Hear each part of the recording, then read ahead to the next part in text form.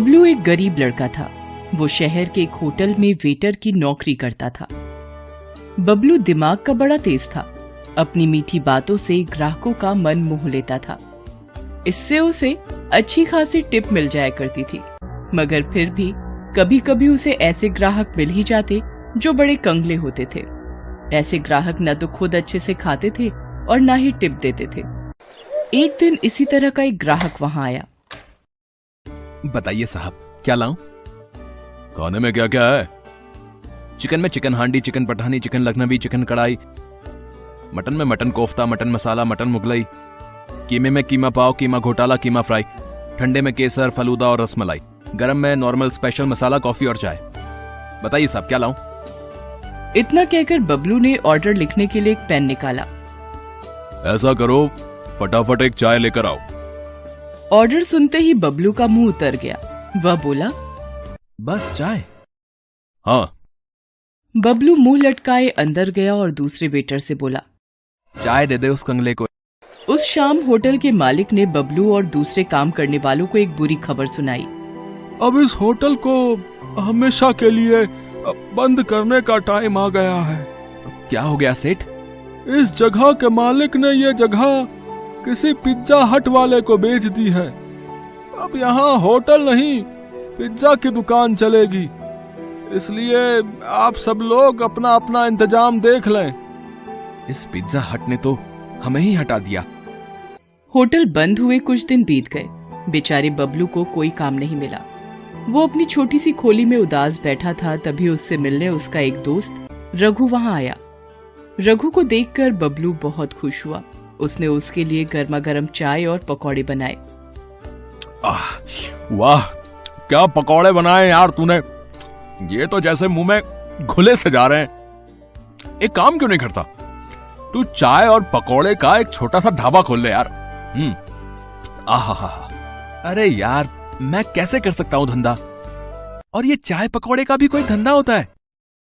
अबे पकौड़े का धंधा कोई मामूली धंधा नहीं है मेरे भाई। मेरे मोहल्ले में एक पकौड़े वाला रहता है, लक्ष्मण।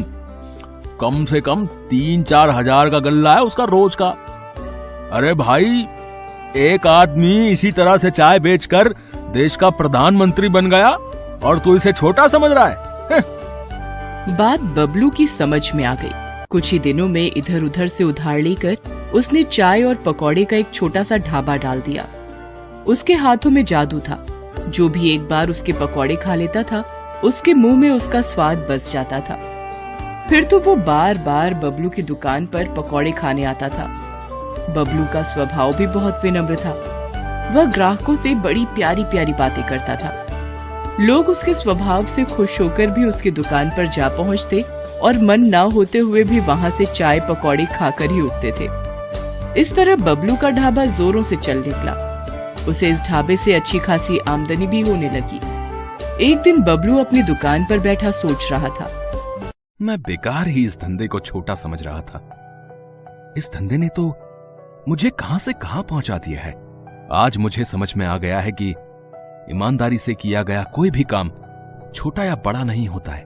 अभी बबलू ये सब सोच ही रहा था कि वहां एक कार आकर रुकी। कार से 2 आदमी लड़खड़ाते हुए निकले और बबलू से कहा, ए हीरो, इधर आ। बबलू ढाबे से निकलकर जल्दी से उनके पास गया। उनके मुंह से शराब की बू आ रही थी। एक काम कर, 2 प्लेट आलू पकौड़े, 2 प्लेट प्याज पकौड़े और 1 प्लेट मूंग दाल का पकौड़ा लेके आ जल्दी से। बबलू ने देखा कि दूसरे आदमी ने शराब की बोतल और 2 गिलास निकाले और कार की बोनट पर रख दिया। उनका इरादा वहीं शराब पीने का था। उनका इरादा समझकर बबलू बोला, साहब, पब्लिक प्लेस में शराब मत पीजिए। अबे जा, ज्ञान मत दे, ऑर्डर ला जल्दी से। बबलू जल्दी से ऑर्डर लेकर आया। उन दोनों आदमियों ने वहां शराब पी और पकौड़े भी खाए। फिर दोनों वहां से जाने लगे। तभी वहां बबलू आया और बोला, साहब, पैसे तो देते जाओ। मुझसे पैसे मांग रहा है? अबे जानता मैं कौन हूँ? आप कोई भी हो, मुझे मेरे पैसे दे दो। आपके टोटल 120 रुपया हुआ है।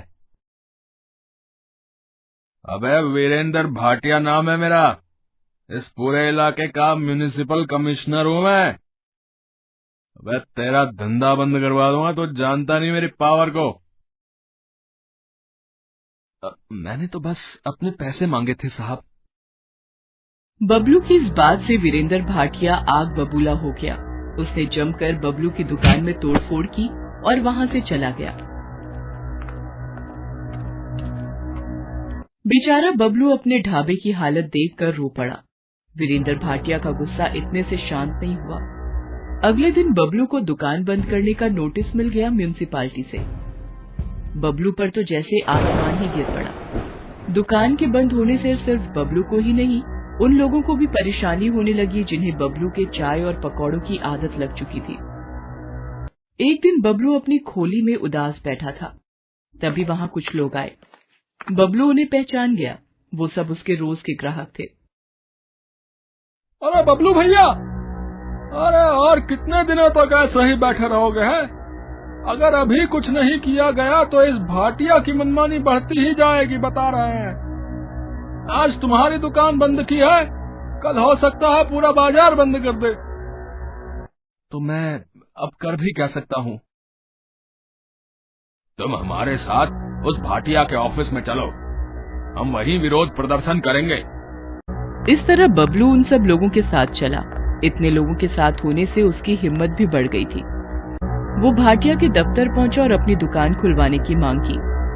भाटिया बाहर निकलता है और गुस्से में बबलू से कहता है, अच्छा, तो तू इन सब के साथ मुझे डराने आया है? तू जानता नहीं कि तू किससे पंगा ले रहा है। मैं तो जानता हूं, मगर शायद आप नहीं जानते कि आप किन लोगों से पंगा ले रहे हैं। ये गुप्ता जी हैं, हमारे एरिया के इंस्पेक्टर। रोज ड्यूटी के बाद ये मेरी ही दुकान पर चाय पकौड़े खाने आते थे। ये धर्मपाल जी हैं, यहां के एमएलए के खास आदमी। इनकी पार्टी की मीटिंग भी मेरी ही दुकान पर मेरे ही चाय के पकौड़ों के साथ होती है। आज 10 दिन से मेरी दुकान बंद है।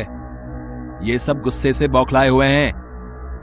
अब आप समझ लीजिए कि कौन किससे पंगा ले रहा है। ये छोकरा ठीक ही कह रहा है। पुलिस और नेता लोगों से पंगे लेना ठीक नहीं है। ठीक है, मैं तुम्हारी दुकान खोलने के कागज तैयार करवाता हूं। फिर भाटिया अंदर जाता है और बबलू की दुकान का परमिट लाकर उसे दे देता है। इस तरह बबलू की होशियारी और लोगों के साथ से उसकी दुकान फिर से चल पड़ती है।